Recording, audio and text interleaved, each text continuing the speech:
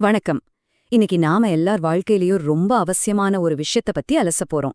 மலேசியாவோட நிதி பாதுகாப்போட தூண்களா இருக்கிற இன்சூரன்ஸ் அப்புறம் தக்காஃபுல். இத பத்தின ஒரு தெளிவான விளக்கத்தை இப்போ பார்க்கலாம் வாங்க. நேரடியா விஷயத்துக்குள்ள போயிடலாம். தொழில்நுட்ப ரீதியான விளக்கங்களுக்குள்ள போறதுக்கு முன்னாடி நான் உங்ககிட்ட ஒரு கேள்வி கேட்கலாமா? நாளைக்கு எதிர்பாராத விதமா ஏதாவது ஒண்ணு நடந்தா உங்க குடும்பத்தோட நிலைமையோ இல்ல நீங்க சேர்த்து வச்ச சொத்துக்களோ என்ன ஆகும்னு என்னைக்காவது யோசிச்சு பார்த்திருக்கீங்களா? அந்த நிதி எதிர்காலத்தை நாம எப்படி பாதுகாக்கிறது? இதுல ஒரு சுவாரஸ்யமான விஷயம் என்ன தெரியுமா? இன்ஷோர்லெட் அப்படிங்கிற ஒரு ஃபினான்ஷியல் கேமை விளையாடின 8 வயசு குழந்தை இந்த மொத்த கான்செப்டையும் ரொம்ப சிம்பிளா நம்ம பணத்தை பாதுகாக்கிறதுக்கெல்லாம் அப்படின்னு நச்சுன்னு சொல்லியிருக்கு பாருங்க. ஆமாங்க, அதுதான் இதோட அடிநாதமே.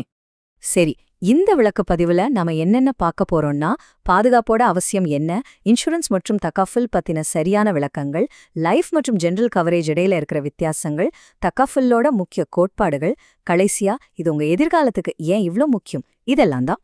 முதல்ல இந்த பாதுகாப்பு நமக்கு ஏன் தேவைப்படுது அப்படிங்கறத பாப்போம். உங்களுக்கு ஒன்னு தெரியுமா? நம்ம 6ஆம் வகுப்பு கணக்கு பாட புத்தகத்திலேயே இது ரொம்ப தெளிவா சொல்லியிருக்காங்க. ஹெல்மெட் இல்லாம பைக் ஓட்டுறது மாதிரி நம்ம அன்றாட வாழ்க்கையில செய்யற சாதாரண விஷயங்கள்ல கூட விபத்துகள் நடக்கிறதுக்கான அபாயங்கள் நிறையவே இருக்கு. நம்ம சுத்தி எப்பவும் ஏதோ ஒரு ரிஸ்க் இருந்துகிட்டே தான் இருக்கு அப்படிங்கறத நாம முதல்ல ஏத்துக்கணும்.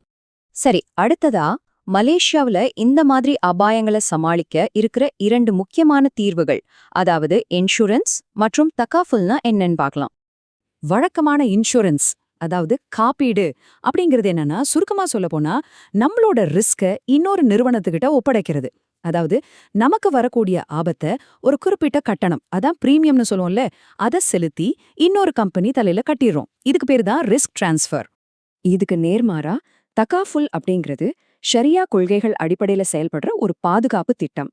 இது முழுக்க முழுக்க பரஸ்பர ஒத்துழைப்பா அடிப்படையா வச்சது. இதுல சேர்றவங்க எல்லாரும் ஒன்னா பணத்தை ஒரு பொதுவான ஃபண்ட்ல போட்டு வச்சுக்குவாங்க. நாளைக்கு யாருக்காவது ஒரு கஷ்டம், ஒரு இழப்பு வந்தா அந்த பணத்துல இருந்து உதவி செய்வாங்க. இது ஒருத்தருக்கு ஒருத்தர் மனமு வந்து செய்யற உதவி. இப்போ இது ரெண்டுக்கும் நடுவுல இருக்கிற அடிப்படை வித்தியாசம் உங்களுக்கு புரிஞ்சிருக்கும்னு நினைக்கிறேன். வழக்கமான இன்சூரன்ஸ்ல நாம செலுத்துற பிரீமியம் அந்த நிறுவனத்துக்கே சொந்தமாயிடும். அதாவது ஆபத்தை அவங்க கிட்ட மாத்திடுறோம். ஆனா தக்காஃபுல்ல அந்த மொத்த நிதியும் அதுல பங்கு பெறுற எல்லாருக்கும் பொதுவானது. அதாவது ஆபத்தை எல்லாரும் பகிர்ந்துக்கிறோம். இப்போ 3வது பகுதிக்கு வருவோம். நாம எப்படி பாதுகாக்கப்படுறோம்னு பார்த்துட்டோம். இப்போ எது பாதுகாக்கப்படுதுன்னு பார்ப்போம். இந்த இடத்துல அந்த இழப்பீடு, அதாவது கவரேஜ் யாருக்கு போகுதுன்னு புரிஞ்சுக்கிறது ரொம்பவே முக்கியம். லைஃப் இன்சூரன்ஸ் இல்லனா ஃபேமிலி கவரேஜ்னு வச்சுக்கலாமே, அது உங்களை நம்பி இருக்க உங்க குடும்பத்தோட வருமானத்தை பாதுகாக்குது. உங்களுக்கு ஏதாவது ஒன்று ஆச்சுன்னா உங்க அன்புக்குரியவங்களுக்கு அந்த பணம் போய் சேரும். அதே சமயம் ஜெனரல் கவரேஜ் அப்படிங்கிறது உங்க சொத்துக்கள், உடைமைகளை பாதுகாக்கிறதுக்கானது. கார் விபத்தோ வீட்ல சேதமோ ஆச்சுன்னா பாலிசிதாரரான உங்களுக்கு அந்த பணம் கிடைக்கும். லைஃப் இன்சூரன்ஸ் குடும்பத்தோட எதிர்காலத்துக்குன்னா, இந்த ஜெனரல் இன்சூரன்ஸ் உடனடியா ஏற்படுற பௌதிக அபாயங்களை சரி செய்ய உதவுது. உதாரணத்துக்கு சொல்லணும்னா, வீடு மற்றும் தீ விபத்து, மெடிக்கல், டிராவல், அப்புறம் பர்சனல் ஆக்சிடென்ட் கவரேஜ். இதுல மோட்டார் இன்சூரன்ஸ் மலேசியாவில சட்டப்படி கட்டாயமா எடுத்த வேண்டிய ஒண்ணு அப்படிங்கிறது குறிப்பிடத்தக்கது. அடுத்து தக்காஃபுல்ல தனித்துவமாக்குற அதோட சில முக்கியமான கோட்பாடுகள் என்னென்னு விரிவா பார்ப்போம். தக்காஃபுல்ல தபரு அப்படின்னு ஒரு முக்கியமான வார்த்தை இருக்கு. அதுக்கு என்ன அர்த்தம் தெரியுமா? ஒரு கம்பெனியோட லாபத்துக்காக பிரீமியம் கட்டுறதுக்கு பதிலா எல்லாரும் ஒன்னா சேர்ந்து ஒரு பொதுவான உண்டியல்ல போடுற நன்கொடை அல்லது பங்களிப்புன்னு சொல்லலாம். நாளைக்கு நம்ம குழுவுல யாருக்காவது கஷ்டம் வந்தா உதவுறதுக்காக எல்லாரும் மனமு வந்து கொடுக்கற ஒரு தொகைதான் இந்த தபரு. ஏற்கனவே சொன்ன மாதிரி தக்காஃபுல் அப்படிங்கிறது முழுமையா ஷரியா விதிமுறைகளுக்கு உட்பட்டது. அதனாலேயே இதுல ரிபா, அதாவது வட்டி, மைசிர், அதாவது சூதாட்டம், அப்புறம் ஹராத்துன்னு சொல்லப்படுற நிச்சயமற்ற தன்மை, இந்த மாதிரி இஸ்லாமிய விதிகளுக்கு முரணான எந்த விஷயங்களும் இதுல இருக்காது. இதுவே நிறைய குடும்பங்களுக்கு ஒரு சிறந்த தார்மீக தேர்வா அமையுது. கட்டமைப்பு ரீதியா பாத்தீங்கன்னா, வழக்கமான இன்சூரன்ஸ் 1963 சட்டத்தின் கீழும், தக்காஃபுல் 1984 சட்டத்தின் கீழும் இயங்குது. இதுல நீங்க கவனிக்க வேண்டிய ஒரு முக்கியமான விஷயம் என்னன்னா, தக்காஃபுல் நிறுவனங்கள் நிதியை நிர்வகிக்கிற ஒரு ஆபரேட்டரா, அதாவது மேனேஜரா மட்டுமே செயல்படுறாங்க.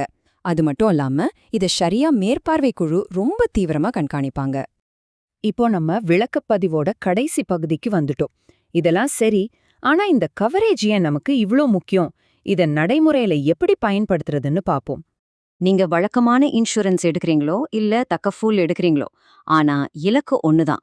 முதல்ல நமக்கு ஆபாயம் இருக்கிறத ஏத்துக்கணும். எதிர்பாராத நிகழ்வுகளுக்கு எப்பவும் தயாரா இருக்கணும். நம்மளோட முதலீடுகளையும் சொத்துக்களையும் பாதுகாக்கணும். அதை விட முக்கியமா, நாளைக்கு நம்ம குடும்பத்துக்கு சொத்துக்களை விட்டுட்டு போறோமோ இல்லையோ, கடனை விட்டுட்டு போகக்கூடாதுங்கிறத உறுதி செய்யணும்.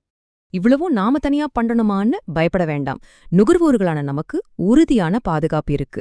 பேங்க் நகரா மலேசியா, அப்புறம் பிஐடிஎம் மாதிரி அமைப்புகள் இந்த துறைய ரொம்ப கட்டுப்பாட்டோட வச்சிருக்காங்க. ஒருவேளை அந்த நிறுவனமே திவாலானா கூட உங்க பாலிசிகளும் நீங்க கட்டின பணமும் முழுமையா பாதுகாக்கப்படும்னு இவங்க உத்தரவாதம் தராங்க. ஆக ரிஸ்க் மேனேஜ்மெண்ட் பின்னாடி இருக்கிற கணக்குகளையும் அது எப்படி வேலை செய்யுதுங்கிறதையும் நாம ரொம்ப தெளிவா பார்த்துட்டோம். இப்போ நீங்க சொல்லுங்க, உங்க குடும்பத்தோட எதிர்காலத்தை வெறும் அதிர்ஷ்டத்துக்கிட்ட விட்டுட போறீங்களா, இல்ல உங்க பணத்தையும் எதிர்காலத்தையும் பாதுகாக்க இன்னிக்கே தயாராக போறீங்களா? உங்க நிதி அடித்தளத்தை பாதுகாக்கிறதுக்கான உங்க முதல் படி என்ன? கொஞ்சம் யோசிச்சு உங்களுக்கான சரியான முடிவை எடுங்க.